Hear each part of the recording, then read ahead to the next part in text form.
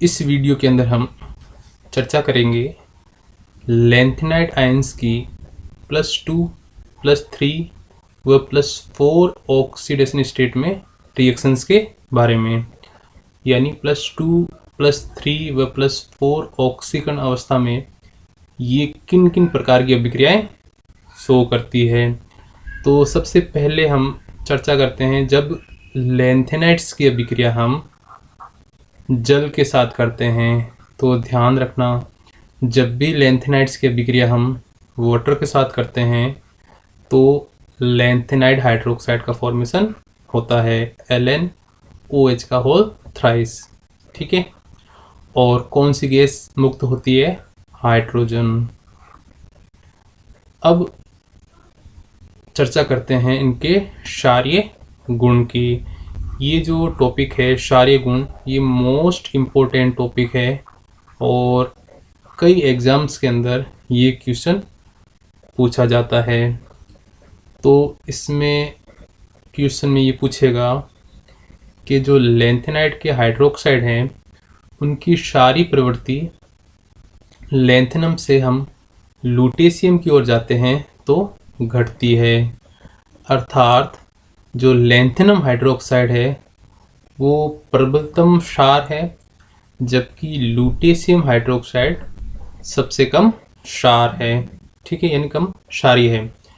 तो इसका रीज़न ये है कि आपको पता है लैंथेनाइड्स के अंदर हम लैंथेनम से लुटेशियम की ओर जाते हैं तो साइज में कमी आती है।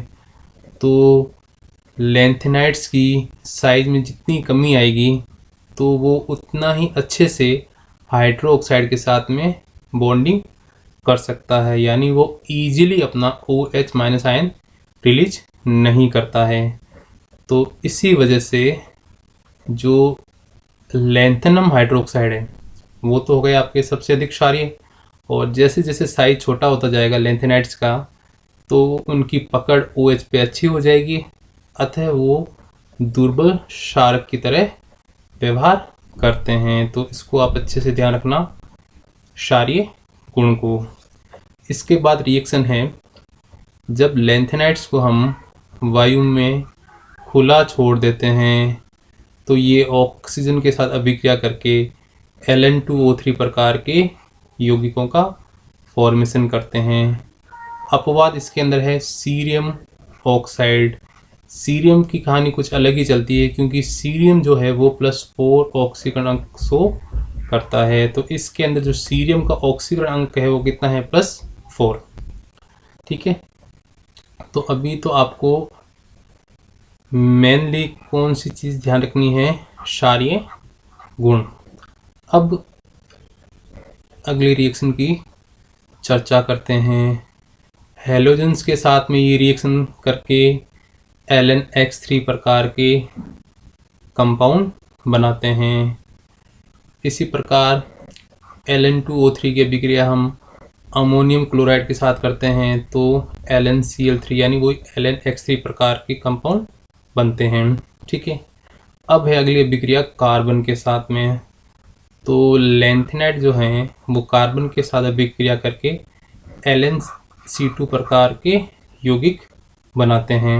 ठीक है, अब हम रिएक्शन करवाते हैं नाइट्रोजन के साथ में, तो ये LnN प्रकार के यौगिकों का निर्माण करते हैं। तो मोस्टली जो क्वेश्चन है वो इनके क्षारीय गुण से रिलेटेड होता है, तो आप कम से कम क्षारीय गुण को अच्छे से ध्यान रखना।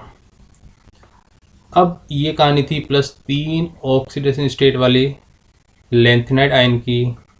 अब हम चर्चा करेंगे +2 व +4 ऑक्सीकरण अंक की। तो सबसे पहले हम चर्चा करते हैं +4 से। तो आपको पता है +4 के अंदर जो है वो एक सीरियम है जो +4 में जाना पसंद करता है और ये प्रबलतम ऑक्सीकारक होता है। क्यों? क्योंकि आपको पता है जो सीरियम +4 है ये पुनः किस में जाना चाहता है? सीरियम +3 के अंदर।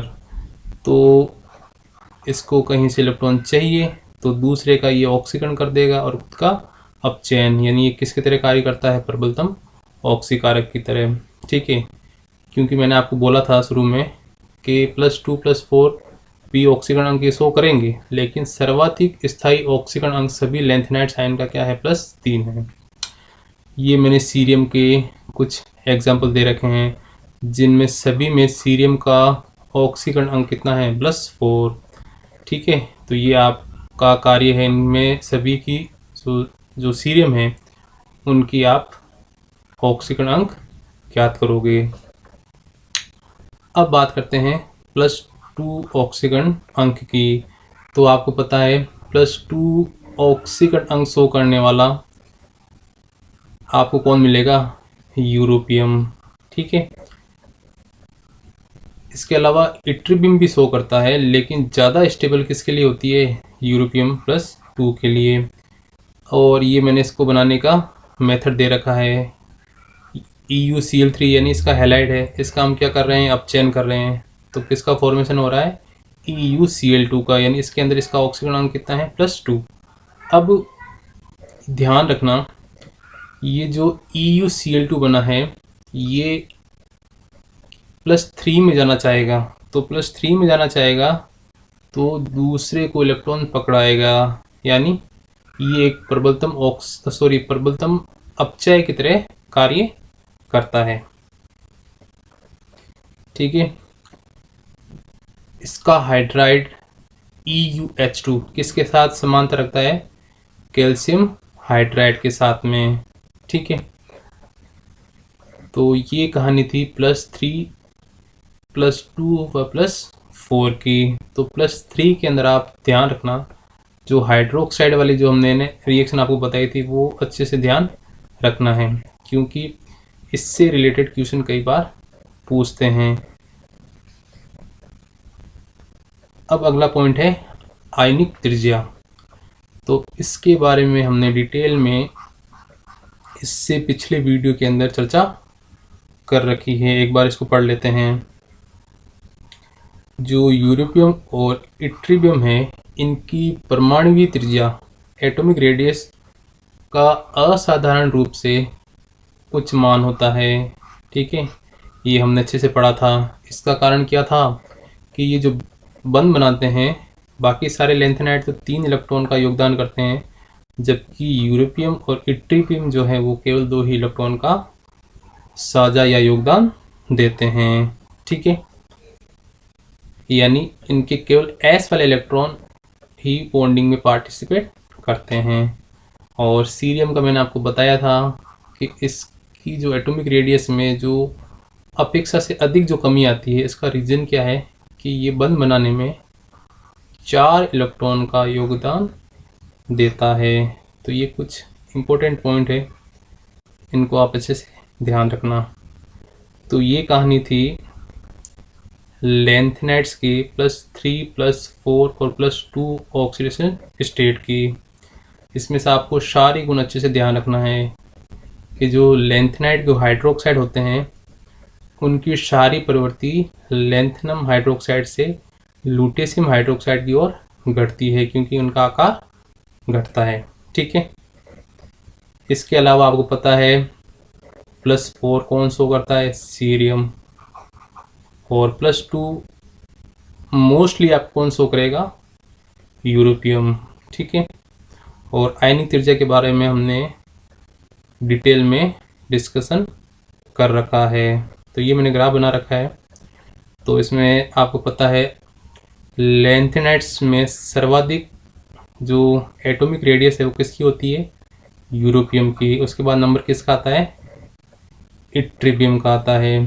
ठीक है, और सीरियम का अपेक्षा से कम थोड़ा सा क्या हो गया, साइज में ज़्यादा कमी हो गई। ठीक है, अब अगले वीडियो में हम चर्चा करेंगे मोस्ट इम्पोर्टेंट टॉपिक यानी लैंथेनाइड संकुचन की।